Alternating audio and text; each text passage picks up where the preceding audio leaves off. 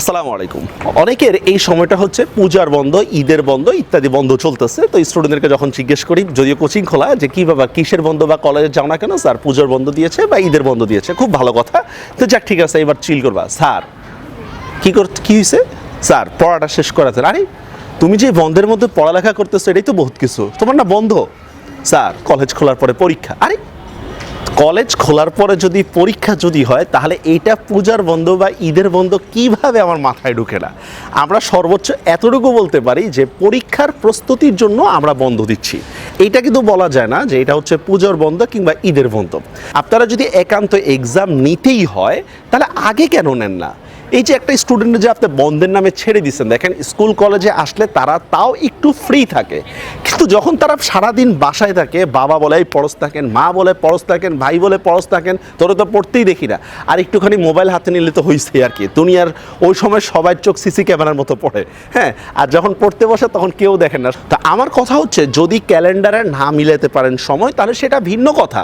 কিংবা school college খোলার পরপরই পরীক্ষা কেন? কমপক্ষে মিনিমাম তো 2 থেকে 3টা সপ্তাহ টাইম দেওয়া উচিত। আর এত পরীক্ষারই বা মানে কি? মানে সিটি পরীক্ষা, মাসিক পরীক্ষা, কত কিছু রয়েছে। আপনি যদি একান্তই পূজার বন্ধ কিংবা ঈদের বন্ধ আসে, তাহলে স্টুডেন্টদেরকে ওইভাবে ফ্রি থাকতে দেন। আপনি পূজার বন্ধ দিচ্ছেন, ঈদের বন্ধ দিচ্ছেন, পরবর্তী কী করে দিচ্ছেন? একটা পরীক্ষার ডেট ঘোষণা করে দিচ্ছেন। তা সেইটা বন্ধ কি? অনেক স্টুডেন্ট এমন আছে ঈদের দিনও তাকে লেখাপড়া করতে হয়। গার্ডিয়ানরা এই বিষয়ে সতর্ক না। একটা গার্ডিয়ান তার বাচ্চাকে নিয়ে যে একটু ঘুরতে যাবে বা তার বাচ্চাকে নিয়ে যে হচ্ছে বাড়িতে যাবে, সেটাও পারে না। কেন? বাড়িতে গেলেও অনেক আছে বই নিয়ে যেতে হয়। কেন? ওই যে স্কুল কলেজ থেকে বলে দিছে যে পূজার বন্ধর পরে পরীক্ষা হবে, ঈদের বন্ধর পরে পরীক্ষা হবে।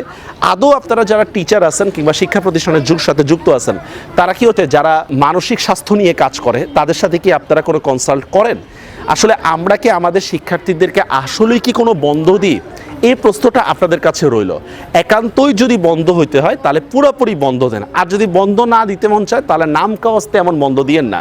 কারণ স্কুল কলেজে আসলে একটা স্টুডেন্ট যতটা ফ্রি অনুভব করে, বাসায় তার চেয়ে অনেক বেশি তারা প্যারা অনুভব করে। আর স্কুল কলেজে না বন্ধ, কোচিং তো বন্ধ নাই, পড়া কি তার শেষ আছে? এগুলো নিয়ে আমার মনে হয় কথা বলা উচিত, স্টুডেন্টদের পক্ষ থেকে কথা বলা উচিত। সেটা যত বড় কলেজই হোক কিংবা যত বড় স্কুলই হোক, এগুলো ডিরেক্টলি কথা বলা উচিত। অথবা স্কুল কলেজ খুললে মিনিমাম 2 সপ্তাহ পরে হচ্ছে পরীক্ষা নেওয়া উচিত। এভাবে হচ্ছে পরবর্তীতে দিলে এটা গার্ডিয়ানের জন্য প্রেশার, স্টুডেন্টও কোনো কিছু হচ্ছে ফিল করতে পারে না, আর বরঞ্চ হচ্ছে কোচিং বলেন বা এগুলো বলেন, এগুলো নিয়ে হচ্ছে তারা আরও বেশি প্রেশারে থাকে।